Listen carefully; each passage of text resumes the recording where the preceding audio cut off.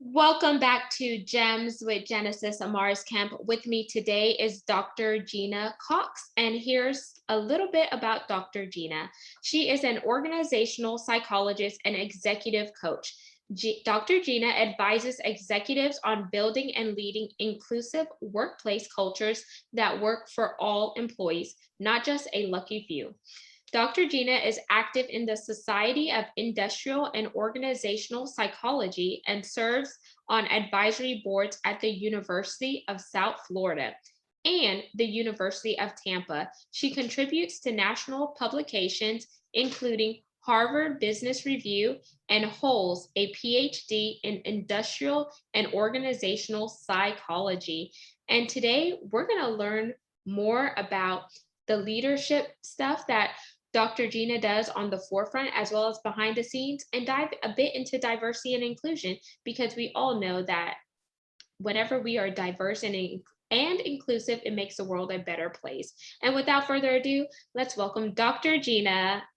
Oh, Genesis, it's such a pleasure to be here to meet you, and I'm looking forward to interacting with you as a surrogate for your actual audience. I wish I could meet everybody in your audience.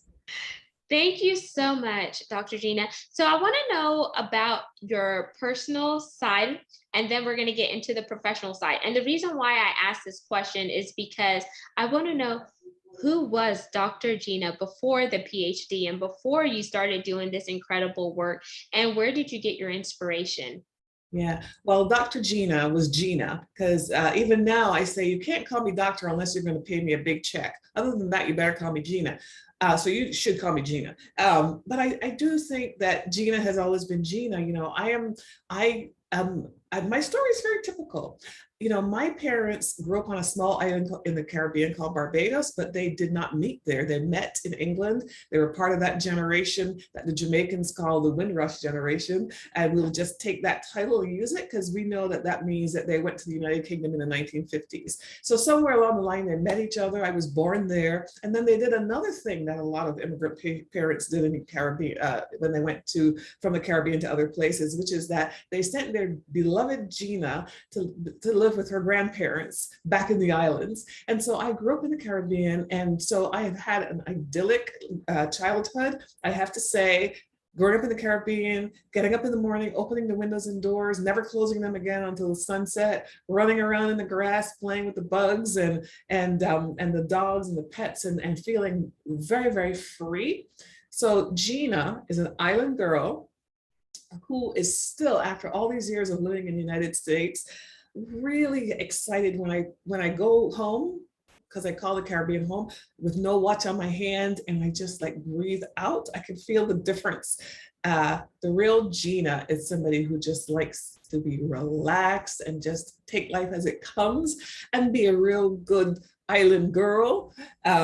Just really sort of enjoying everything that life has to offer. That's a little different than Dr. Gena, where it's all about process and time and getting things done and so on. And so I try to balance those two. Nice. I like that, Gena. And whenever you went back home to live with your grandparents in Barbados, how different was that versus if you would have stayed and lived with your actual parents? Did you feel a sense of resentment, or did you feel like going to your grandparents actually help put you on the map in a sense?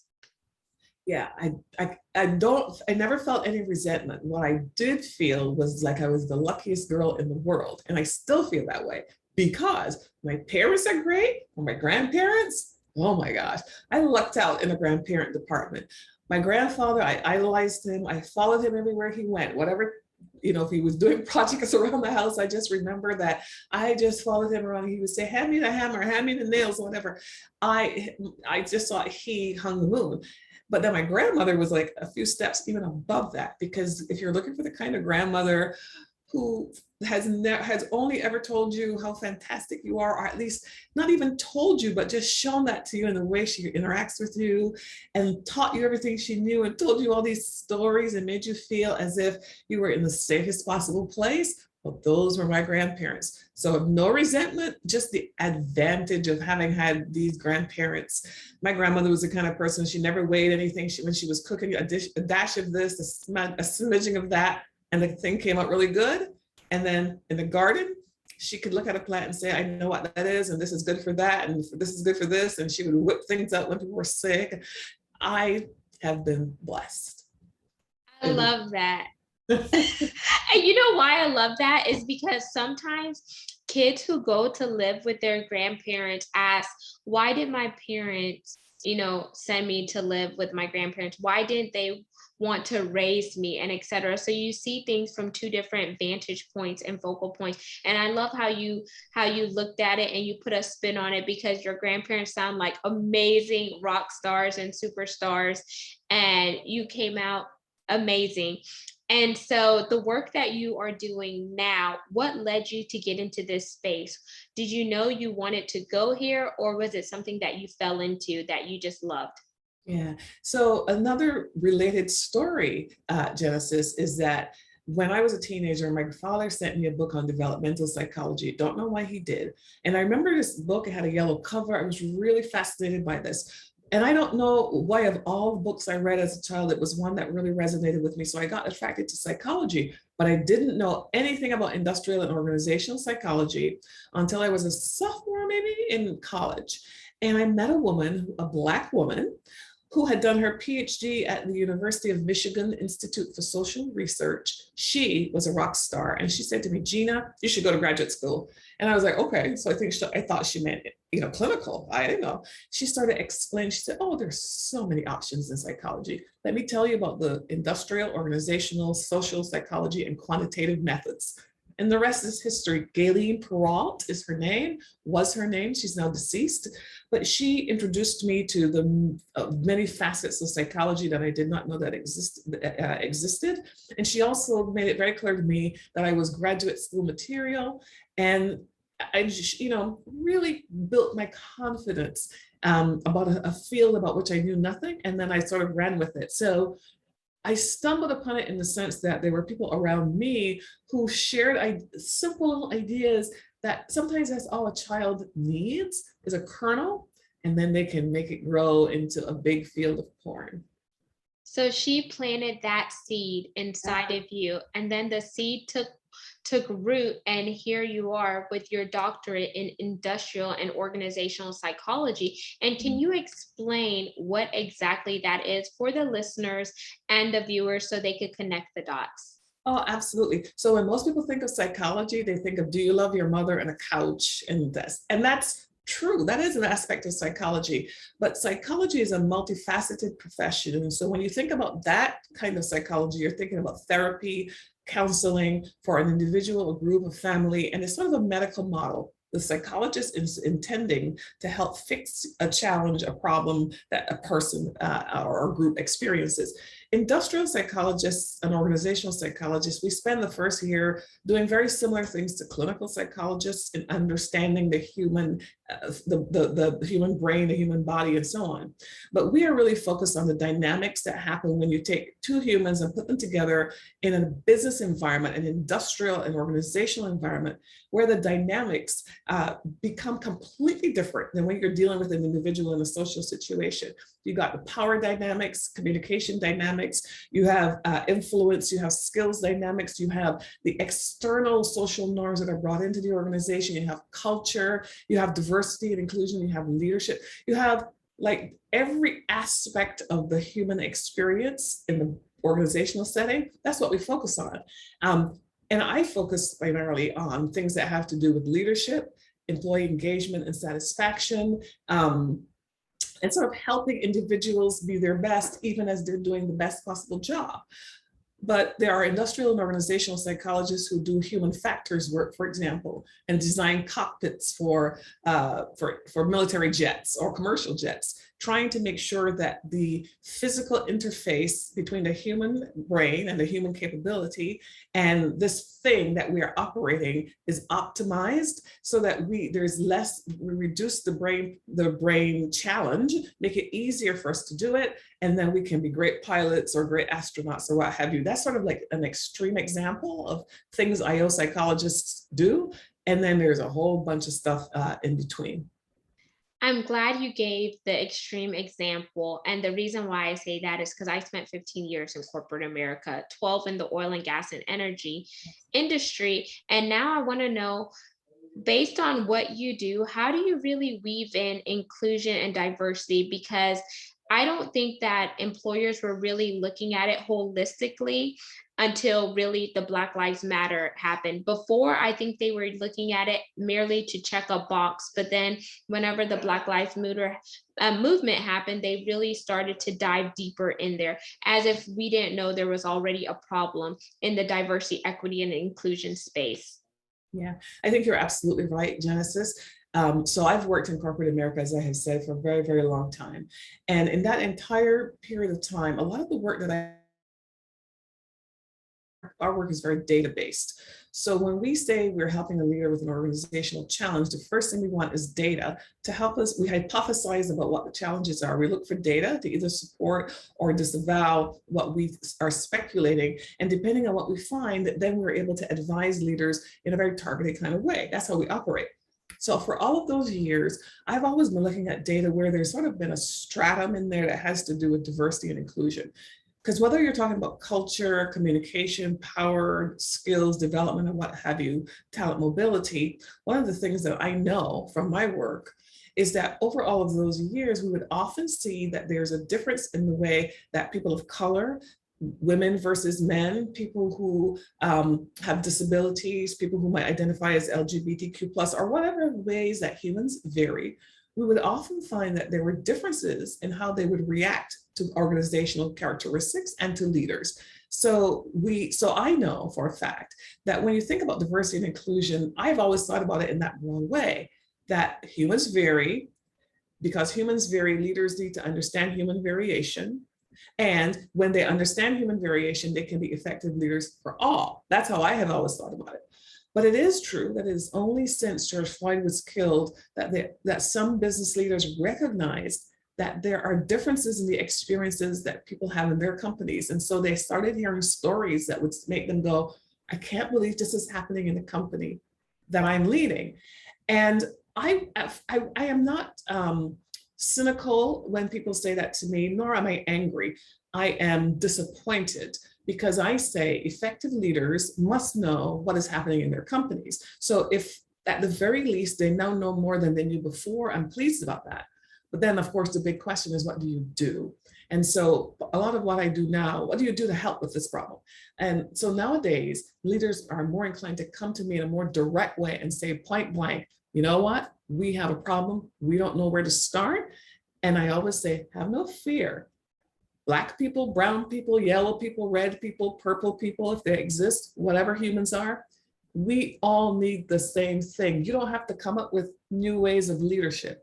You just need to insist that all your managers lead all of your employees in an equitable fashion. And of course, there are nuances and details and stuff, but no, you don't need to lead me differently than you lead any other person.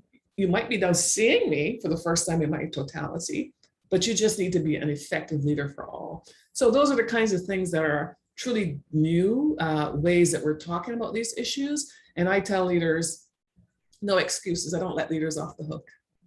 And I'm glad that you hold those leaders accountable, because in my heart of hearts, I've seen leaders, they have been brought to the forefront. We have voiced certain concerns, but if it is not conducive to their overall pocketbook or having their shareholders hold them accountable, then they are not going to look at it until money is on the line or maybe a lawsuit. Mm-hmm. Yeah, which is in and of itself the most offensive thing that a leader can do, because the minute a leader makes it clear through their actions that they put profit above everything else, it lets you know that their values are not human-centered, because an enterprise can't make money, or another way of putting it, an enterprise could make more money if the humans within the enterprise were all treated well and all of their talents were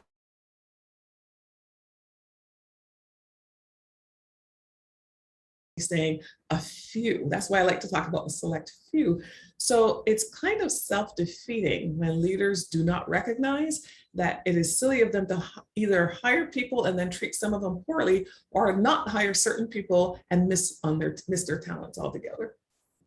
I love that because it is so, so true. And we need to realize that when we all come together collectively and we think about the ways that we all have common interests, then we are bridging the gap versus looking at the ways that we are different. Because at the end of the day, we're all employees working towards the same goal at the same company organization, and we have to stop thinking as other people on a higher totem pole. At the end of the day, if you were to get cut or someone else were to get cut or I was to get cut, we would all bleed red. But the only thing that makes us different is our outward appearance, and we can't help who we were born to and where we were born.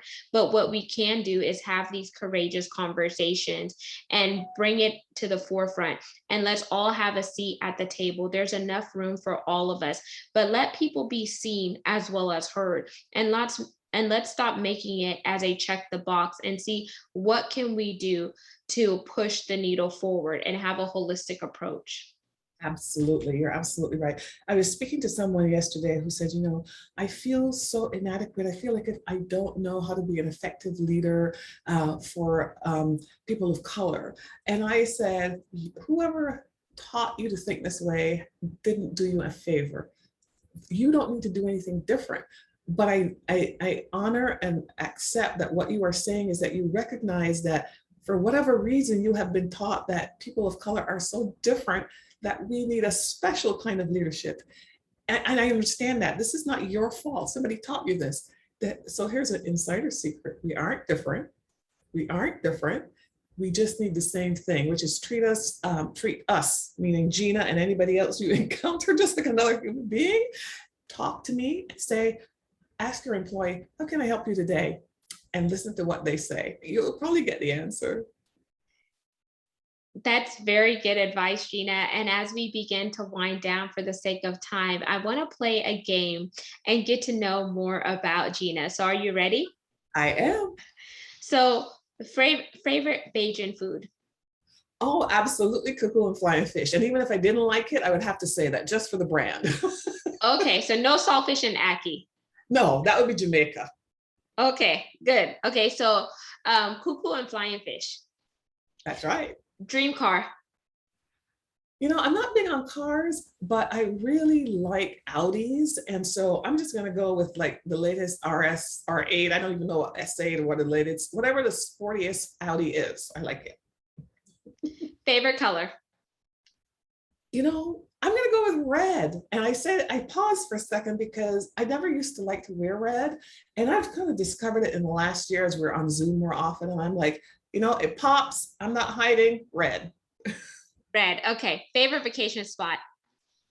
Oh, so the islands. I'm just going to say the Caribbean islands. Any one of them can do at any point. But my fantasy vacation place that I haven't yet been to is Scandinavia. I really, really want to go to Norway, and I just haven't done it yet. So you have it on your bucket list, Yeah, and you should plan it, put it on your vision board so that way you could do it. You know it. I love. Here's Genesis, and she's always coaching. So 5, if you could have any superpower, what would it be and why? I think my superpower would be the ability to just connect to any two people that I would just pick at random, and if I could pick those people, I would probably pick them because they were very, very different from one another. They have different experiences. They come from different places or whatever. I'd plot them together and we'd all have dinner, and I would eavesdrop as the two of them just ate and talked and laughed and giggled and explored and had fun. And it would just give me a lot of fun to sort of watch that happen.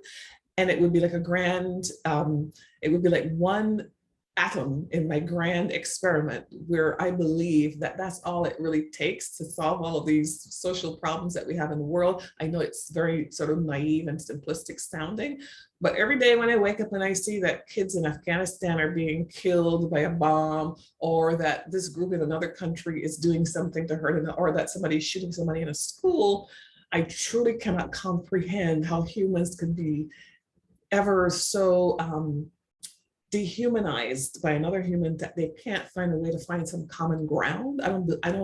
My brain can't process that.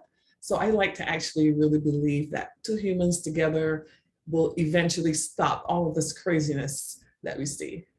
That is a beautiful superpower and a wild card one because no one has ever said that on the show. Really? Huh. I would have think that, I know that most people think it though. I think sometimes people think they can't change the world. And again, I'm not naive. I'm not, Pollyanna about any of this. I've lived too long for that. But I think in my personal life, in my interaction, the people I meet, the humans I meet, I try to model the idea that I don't care who you are. You're going to get the same thing from me in terms of respect and just interest level that I would give to Barack Obama, who would certainly be the one by Michelle Obama.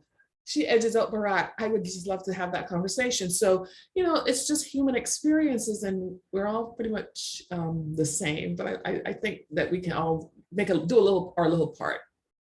I like that. And 6, favorite dessert. That one is really easy. My favorite dessert is tres leches. Tres leches, 3 milks, and it's a very common dessert in the Cuban community, but not just in the Cuban community. So for anyone who's listening who might be from Puerto Rico, Dominican Republic, or any other place where they eat tres leches, just know that I am not ignoring you. I just don't know all of the places where they eat it.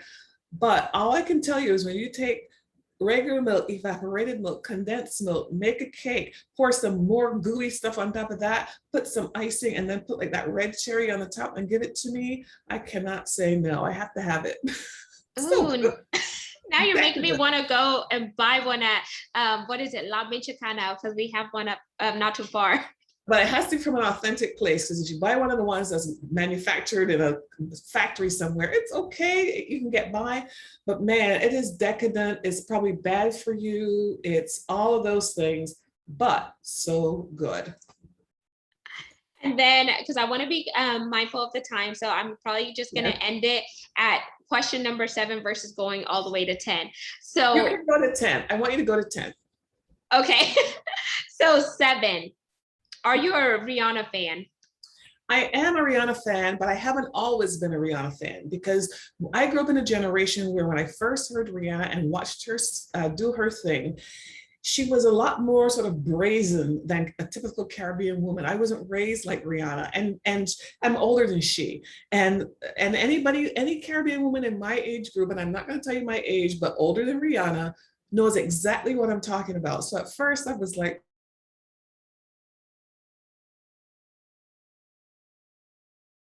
I'm still Gena, but over time, what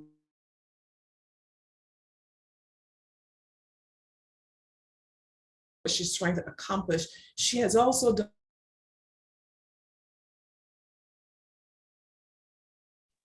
female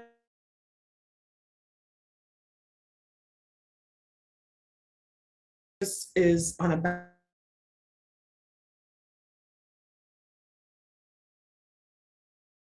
100%. Woo! Riri. 8. Favorite flower. That's a really hard one. But I do actually have a favorite flower, and it's an iris. And an iris became my favorite flower. Well, first of all, an iris bloom, if you get the authentic sort of purpley color iris, it kind of looks like an orchid. And it looks delicate, the bloom, and it has the characteristic where it only lasts for a single day. So if you don't see the iris bloom today, you're not going to catch the iris bloom. So when you have irises, you need to pay attention to what they're doing when they're blooming, right? If you want to see it. But what really made the iris my favorite flower, and then when it's not blooming, it's just a tall blade of grass. It's almost like how sugarcane has the long, I don't know what they're called actually. I'm going to call it a leaf, but that's not what it's called. But these long grass-like things. And so when the iris is not blooming, all you see is the grassy thing, right? But here's a really interesting thing about an iris. As delicate as it looks, and as much as the bloom lasts one day, when you put the iris into the ground, they are pretty much indestructible. You can ignore them. fail to do the things you should do as a good plant mom, and they are so sturdy. So now when people say, what's my favorite flower? I can tell them that what I like about an iris is what I like about the women that I know. And you know what? I said women, but it could be men. But I think the women that I have had in my life, who you had better not underestimate any one of those women. If you do, it would be at your peril, because they're just gonna, tomorrow they'll be blooming again, just when you thought they were done. I like that. And I like that you brought the substance behind why you like the iris, because it really put things in context and we learned something new about the iris flower, especially I did. And 9, Dr. Gena, favorite movie? Crooklyn. My favorite movie is a Spike Lee joint called Crooklyn. And the reason I love Crooklyn is, well, first of all, Spike Lee was one of the first Black directors, producers, executive producers, and as you know, and when he started his career in the 1980s, people looked at him and dismissed him. In fact, he's still, in my opinion, underestimated to this day. But Crooklyn, he was in this movie was all about this family in, let's say, Brooklyn, but Crooklyn. And it was at all the extended, the neighbors, the neighborhood, and it seemed so familiar to me. And because if you're from the Caribbean, you probably know somebody from Brooklyn. And then on top of that was this musical track, and the music of Crooklyn, where you have soul and neo soul rhythms, you have Afro-Caribbean rhythms, because they have, the characters were Americans, Caribbean descent, people from Dominican Republic and Puerto Rico, New York, it's like New York, was it Nuyorican, whatever, I'm not from New York. And all of that was in a big pot in this movie. And so everything about it, I was like, oh my God, this is the best movie. Crooklyn. I have to go. So watch that one. When you were describing it, it kind of reminded me of the movie that I recently saw, In the Heights, where all the Afro Latinas and stuff, but I haven't seen Crooklyn, so I'm gonna write that down and go watch it. Yeah, but let me just say, Crooklyn has the whole range of emotions. So while there is a lot of joy in Crooklyn, there it is the struggle is also very well represented. So it's kind of movie you want to be in a headspace where you just observe everything and listen. Thank you for putting that disclaimer. I'm glad you say that, because I want to make sure I don't watch it and I'm not in a good headspace to really absorb all the underlying themes, yes, and etc. And 10, the final question. This is where you can ask me any question you would like to know. So there are a couple of different questions I would ask, but I think the question that I'm going to ask you is, how did you develop such a discerning capability as an interviewer? How did you develop that skill? Oh, okay. I guess it came whenever I was an administrative assistant in the oil and gas sector, and I had to work my way up the corporate ladder, not once, but twice. When I first got into oil and gas, I started as an imaging clerk, and I knew that that was my job, but I wanted more. So I started to network with people internally throughout the company. And it was having that professional experience at such a young age gave me the confidence that I needed, to where I said, oh, you know what? I could just ask people questions, because I want to know, what is it that you do? How do you do what you do? And that's all a part of interviewing, because you're just having an open conversation with someone that has intrigued you or piqued your interest. And I think I take that those experiences and I apply it to what I'm doing now. And even though I didn't want to start over twice in my career, it was necessary, because it gave me the blueprint of what I needed. And hindsight 2020, looking back at how I came up in the oil and gas industry as a way of being a co-op in 2009 and working my way up, and then hitting that management role, then leaving to go to a Fortune 500 company and start all the way over as an administrative assistant, worked up the ladder again and ended there as a trade regulations and compliance coordinator. I was still intrigued and wanting to know more, asking more, and being unapologetically me, because I said they're either going to respond or not. Perfect. Well, I'm really glad I asked that question because I hope your listeners have heard how thoughtful and purposeful you articulated how you got here. And for people of your generation, because again, you're younger than I am, I'm 100% sure about that, even without evidence, that I tell younger people all the time, you've got to own your career. There's nobody owes you any favors. Nobody's going to pave the way for you. Nobody's going to, in fact, no one might even tell you what the options are. And so you have the ace in the hole. If you recognize that you have got to be the one that's inquisitive, curious, look around the corner to meet people, ask questions. Don't be afraid to start at the bottom, work your way to whatever you want to work your way to. Definitely don't let somebody else define it. So I am so glad I asked that question because you got to share a story that I know is going to be beneficial to somebody who's listening to this conversation. And that's fantastic. So thank you. My pleasure. And Dr. Gena, AKA Gena, thank you so much for being on GEMS today. Please tell the listeners where they could connect with you. And also, all of this information will definitely be in the show notes. Well, the easiest way to find me is on LinkedIn. I know people tell you must direct people to your website, and I get that. And you can do that too. My website is feelshuman.com because I'm all about helping employees to feel the build workplaces that feel good for all employees. So feelshuman.com. But you can track me down on LinkedIn. I love engaging on LinkedIn as well. However you track me down, and with any questions that you have about the work I do or how I do it or why I do it, I am always happy to engage. And there you have it, listeners and viewers. You just heard Dr. Gena. She prefers that you call her Gena unless you're writing her a big check with a whole lot of zeros. Cox on GEMS. And we had a vast conversation. So make sure you tap in with Dr. Gena and you sit and bask in all the knowledge that she has shared today. And until we chat next time, peace, love, and lots of blessings. Remember, you are a masterpiece. You were created for greatness, and don't ever let somebody tell you what you can't do. Rise above those limitations and break down those barriers.